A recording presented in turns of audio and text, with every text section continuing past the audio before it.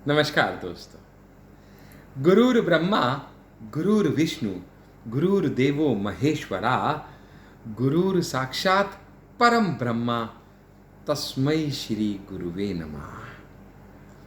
गुरु पूर्णिमा के इस पावन अवसर पर मैं डॉक्टर आशीष आंडा आपके अंदर छुपे उस गुरु को नमस्कार करता हूँ, सलाम करता हूँ, नमन करता हूँ, क्योंकि आज हम सब जहाँ पे भी हैं, जिस भी दिशा और दशा में हैं, उसमें एक बहुत बड़ा रोल हमारे उस गुरु का रहा है।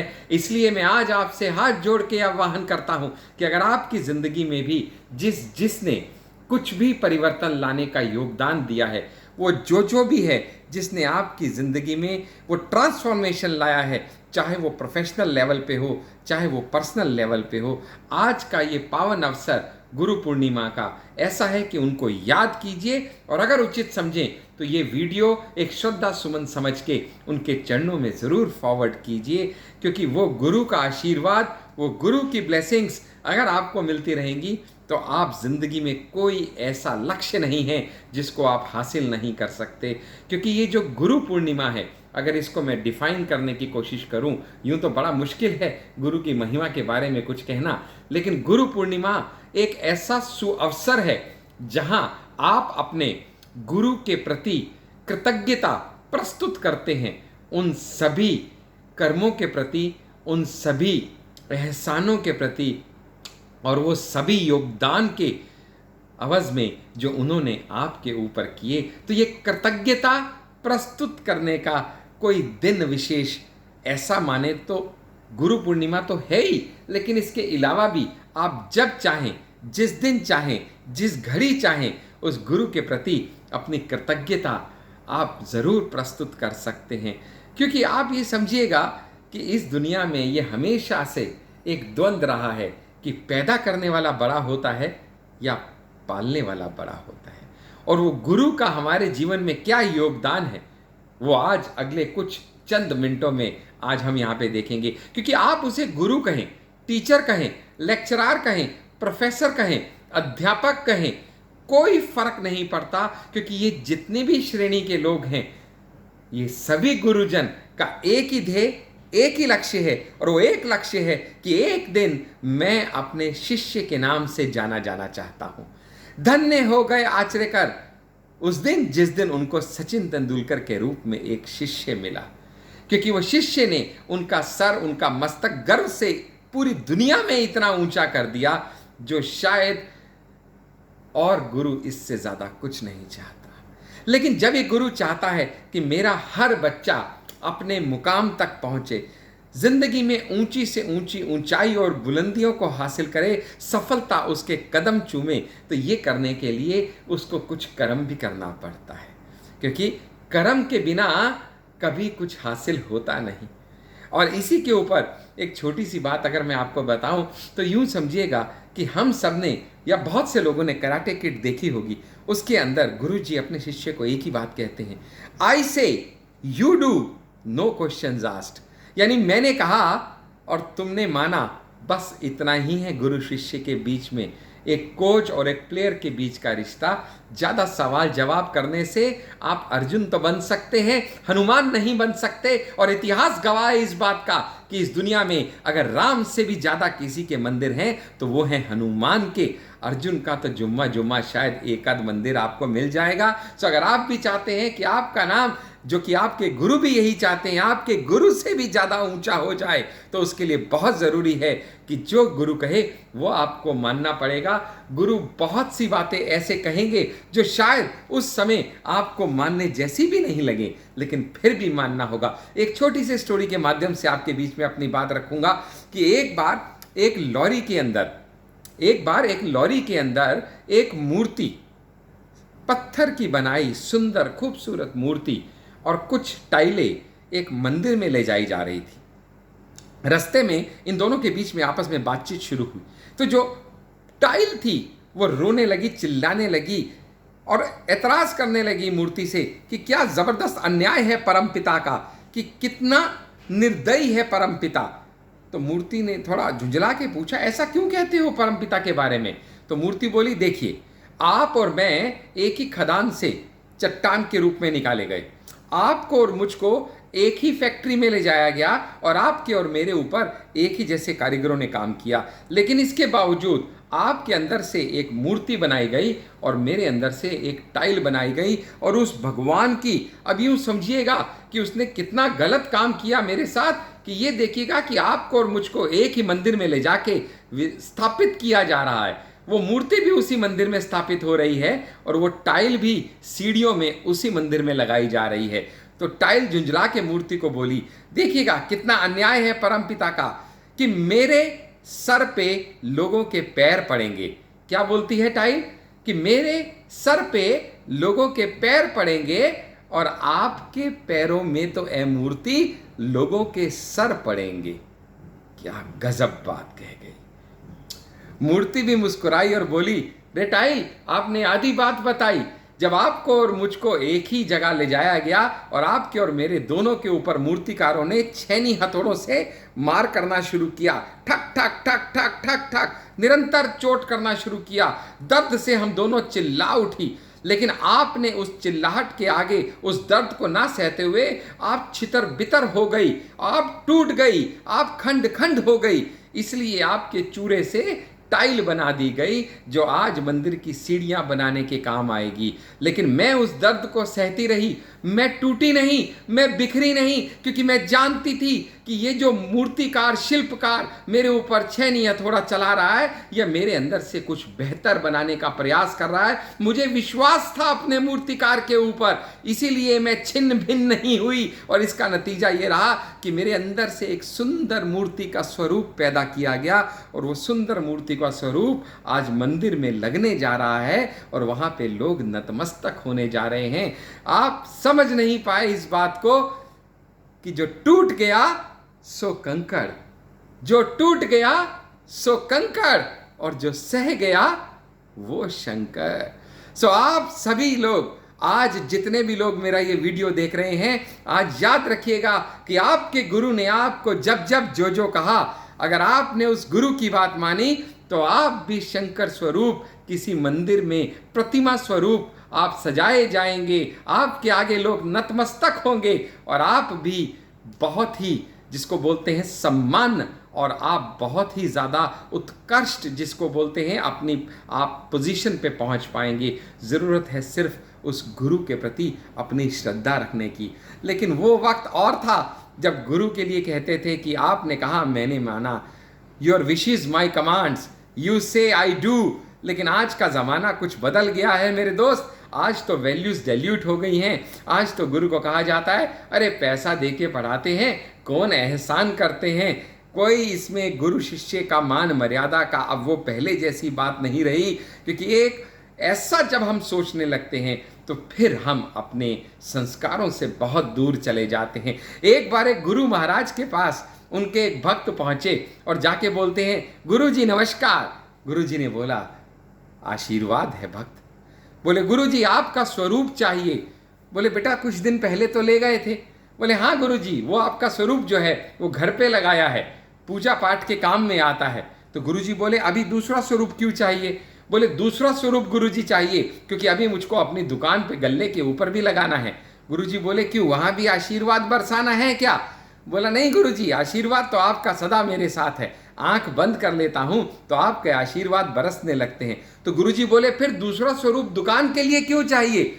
वो थोड़ा शर्माया, लेकिन फिर बोला, गुरु जी क्या करूं, देखिएगा व्यापारी आदमी हूं, व्यापार में कभी सच कभी झूठ बोलना भी पड़ता है। ऐसे में आपके स्वरूप की कसम खा के जब सामने वाले को कोई रेट बताता हूं, कोई माल की गारंटी देता हूं, तो आपकी कसम खाई हुई को वो ज़रूर सच मानता है और मेरा माल धड़ाधड़ बिकता चला जाता है। तो ये रही आज की डेट में गुरु के प्रति हमारी श्रद्धा और ये रही गुरु के प्रति हमारी महिमा कि झूठी कसम खाने के लिए भी गुरु का स्वरूप चाहिए और हम शायद इसको भी श्रद्धा मानने की गलती करते हैं। अरे गुरु कभी सच्चा और झूठा नहीं होता मेरे दोस्त, सच्ची और झूठी होती है तो सिर्फ आपकी श्रद्धा। वो आपकी श्रद्धा है, गुरु के प्रति आपकी निष्ठा है, आपका विश्वास है जो आपको कहीं का कहीं इस दुनिया में ले जा सकता है। कहते हैं ना कि साधवान श्रद्धावान लभते ज्ञानम, श्रद्धावान लभते ज्ञानम, यानी जो श्रद्धा रखते हैं उन्हीं को ज्ञान मिलता है। अरे एकलव्य को हम सब नहीं भूल सकते, जिसकी वो श्रद्धा थी द्रोणाचार्य के प्रति कि द्रोणाचार्य की मूर्ति बना के भी उसके सामने उस श्रद्धा से अपनी धनुष विद्या सीख के भी वो दुनिया के श्रेष्ठतम धनुषधारियों के लेवल पे पहुंच गया। और हम सब जानते हैं कि दुनिया जानती है कि अर्जुन को उससे जिताने के लिए कृष्ण ने भी कुछ ना कुछ, जिसको कहेंगे, लीला रची थी, वरना वो द्रोणाचार्य का भक्त, वो एकलव्य, वो कहीं ना कहीं कुछ भी कर पाने में सक्षम था।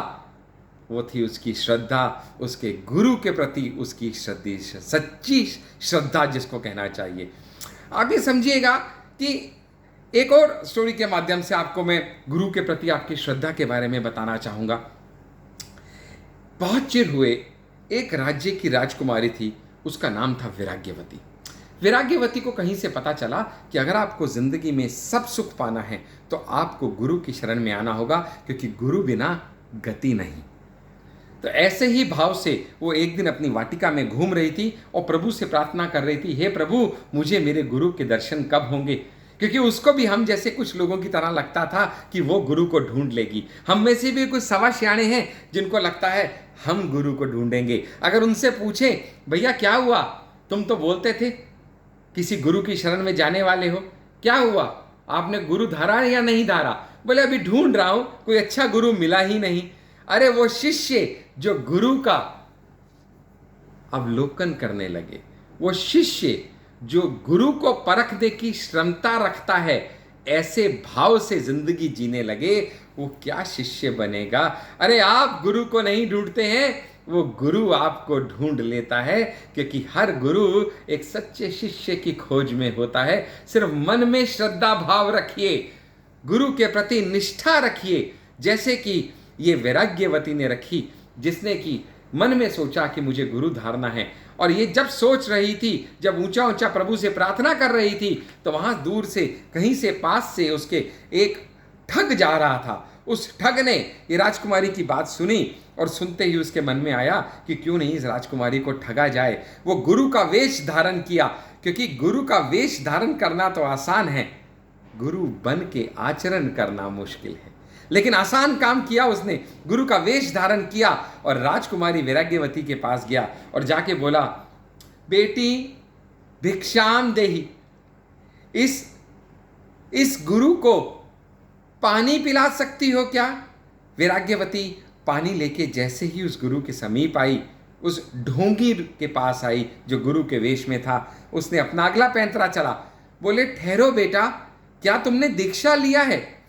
अभी वैराग्यवती बोली, नहीं गुरुजी, मैंने तो दीक्षा नहीं लिया। बोला, तो फिर मैं तुमसे पानी ग्रहण नहीं कर सकता। दीक्षा लिए बिना किसी शिष्य से हम पानी ग्रहण नहीं कर सकते। अब वैराग्यवती घबरा गई कि मुझको तो पाप लगेगा। तो वैसे भी वो दीक्षा लेने की इंतजार में थी, गुरु धारण करने की इच्छा में थी। तो बोलती है कि ठीक है गुरुजी, आप ही मुझे दीक्षा दे दीजिए। तो इसने अपना अगला पैंतरा चला।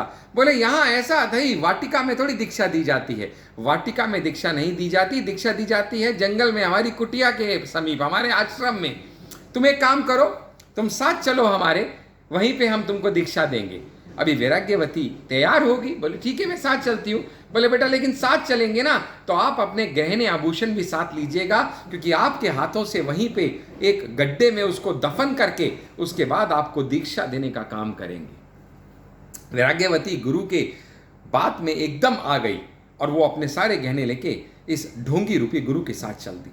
जब वो जंगल में गहराई में पहुंचे तो वहां पे इसने क्या किया, वहां पे इसने सारे गहने लिए, एक गड्ढे में गाड़ दिए।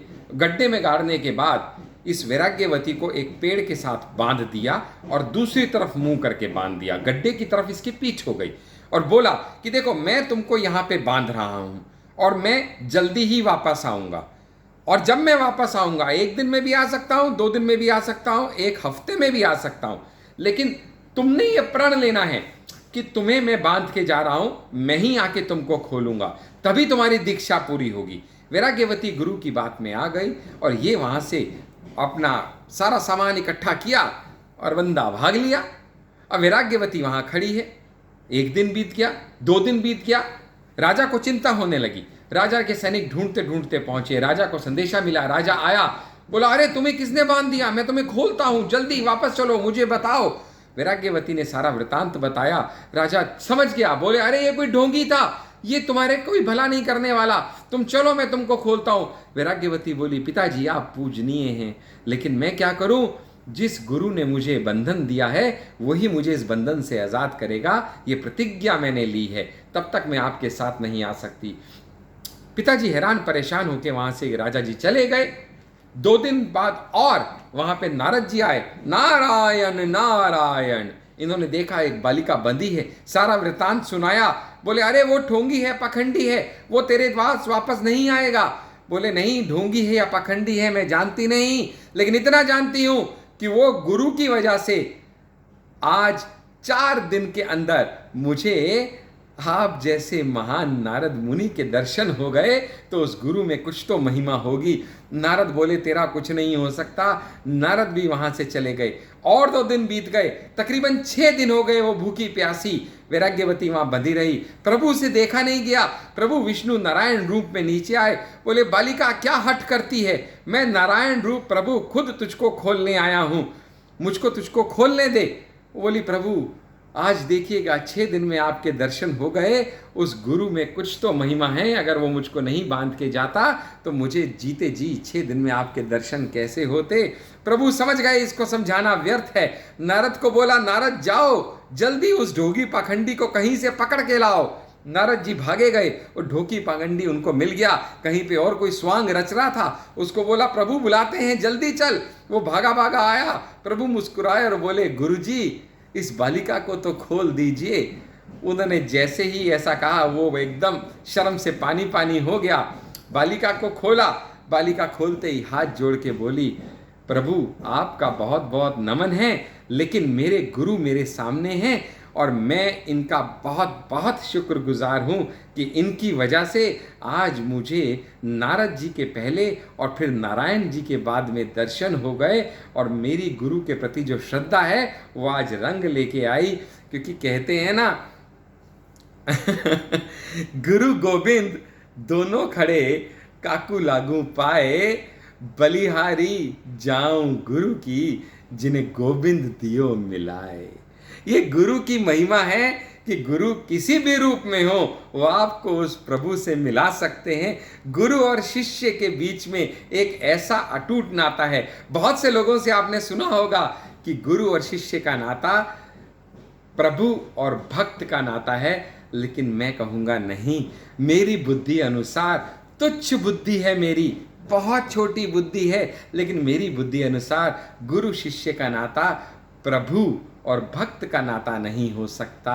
क्योंकि गुरु और शिष्य का ये नाता है कि जो भी व्यक्ति आज गुरु है, जिंदगी के किसी एक मुकाम पे वो शिष्य जरूर था, और जो आज शिष्य है वो हो ना हो एक दिन गुरु जरूर पहुंच सकता है, बन सकता है। और आप में से जितने लोग हमारे लीडरशिप डेवलपमेंट प्रोग्राम LDP को एनरोल कर चुके हैं और जितने एनरोल करेंगे वो सब इस बात को समझ जाएंगे कि हर एक लीडर एक ना एक दिन पहले एक फॉलोअर जरूर था, और हर फॉलोअर अगर कुछ नियमों का पालन करे तो वो एक ना एक दिन लीडर जरूर बन सकता है। क्योंकि आप में से हर किसी के अंदर एक गुरु छुपा हुआ है, जरूरत है उसको बाहर निकालने की, निखारने की, उभारने की। क्योंकि जब एक शिल्पकार को पूछा गया कि भैया आप इतनी सुंदर मूर्ति कैसे बनाते हो, तो उसने मुस्कुरा के कहा कि मैं कोई मूर्ति नहीं बनाता, मैं तो उस मूर्ति के आसपास की धूल को हटा देता हूँ। बोले महान शिल्पकार हो, लेकिन बात कैसी करते हो? बोले सच में वो मूर्ति तो भगवान ने बना के ऑलरेडी पहले से ही उस चट्टान के अंदर बहुत सुंदर मूर्ति बना के भेजी है। उसके आसपास जो फालतू कचरा इकट्ठा हो गया है, मैं तो छेनी हथौड़े से वो आसपास का कचरा निकाल देता हूँ, और भगवान की बनाई और भेजी वो सुंदर मूर्ति बाहर निकल आती है। यही एक सही रोल है एक गुरु का, एक लीडर का, जो आपके अंदर के उस सुंदर स्वरूप को बाहर निकाल के ले आता है। और हम धन्य हैं कि हम सभी के ज़िंदगी में एक ऐसा लीडर, एक ऐसा गुरु है, और उस गुरु को शत शत नमन करते हैं। मैं डॉक्टर आशीष हांडा अपनी और आप सभी की तरफ से हम सभी के जीवन में आए उन गुरुजन को नमन करता हूँ, नमस्कार करता हूँ, तहे दिल से शुक्रिया अदा करता हूँ, जिन्होंने हमारी ज़िंदगी में ये परिवर्तन लेके आए। और आपको थोड़े में अगर ज़्यादा समझाते हुए कहें तो गुरु शिष्य का जो रिश्ता है वो यूँ समझ लीजिए कि एक बार एक नन्हा बालक अपने पिता के साथ एक जंगल से जा रहा था। रास्ते में एक नदी आई, बच्चे ने शैतानीवश एक कील उठाया, उस कील को उठा के नदी में फेंक दिया, छप की आवाज़ आई और वो कील पानी में डूब गया। कोई नहीं, बात आई गई हो गई। थोड़ी देर बाद उस बालक ने देखा कि कई हजार किलो का एक पेड़ उस नदी में तैर रहा है। अब बालक से रहा नहीं गया, बोला पिताजी ये बात समझ नहीं आई कि नन्हा सा कील, 10 ग्राम का कील पानी में फेंकने से डूब गया, लेकिन ये 10,000 किलो का भारी भरकम पेड़ इस पानी में तैर रहा है और पानी इसको डुबोता नहीं, ऐसा क्यों? तो पिता ने मुस्कुरा के बच्चे के सर पे हाथ धरा और बोला, बेटा उस कील की जिंदगी में पानी का कोई योगदान नहीं था, लेकिन वो पानी था जो इस नन्हे से बीज को तैरा के नदी किनारे ले गया। वो पानी था जो बीज को सींच के इसमें से नन्ही नन्ही कोपले बनाया।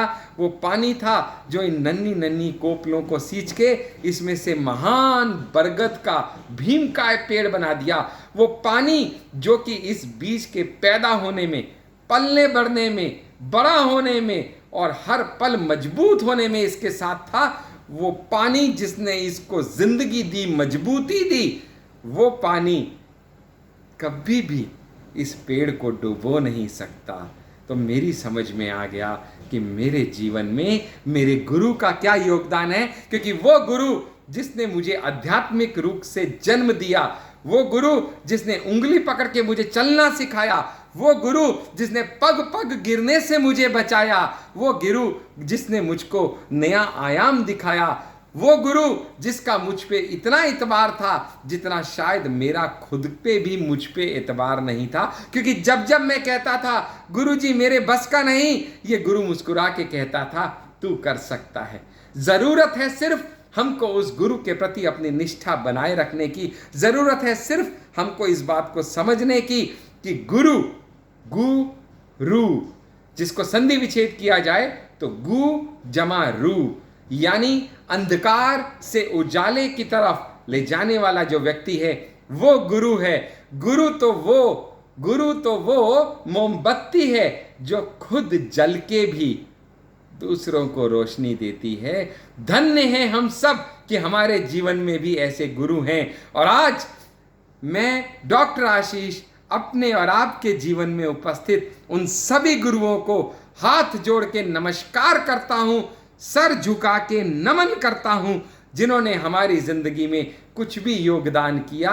और आज सभी आप लोगों से हाथ जोड़ के विनती है कि अपनी अपनी जिंदगी में योगदान करने वाले उन सभी गुरुजन को आप ये वीडियो फॉरवर्ड कीजिएगा, ताकि आपकी तरफ से उनके चरणों में ये एक छोटी सी हमारी द्वारा प्रस्तुत आहुति पहुंच सके और उनके आशीर्वाद यूं ही आपको मिलते रहें और आप दिन दुनी रात चुगनी यूं ही तरक्की करते रहें। इन्हीं शब्दों के साथ मैं डॉक्टर आशीष आपसे आज इस गुरु पूर्णिमा के पावन अवसर पर विदा लेता हूं और हाथ जोड़ के विनती करता हूं कि हमारा YouTube channel the success coach doctor Ashish Handa ज़रूर सब्सक्राइब कीजिएगा, क्योंकि इसी तरह से जैसे आज वाव 9 के रूप में आपको ये ज़बरदस्त वीडियो मिला है, इसी तरीके से हर कुछ दिन में नए नए वीडियो आप तक पहुंचते रहेंगे।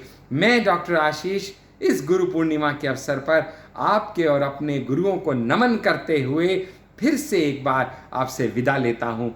जल्दी ही आपसे दोबारा मिलेंगे, तब तक के लिए मेरा प्यार भरा नमस्कार और मेरे और आपके गुरुओं को मेरा तहे दिल से नमन। नमस्कार।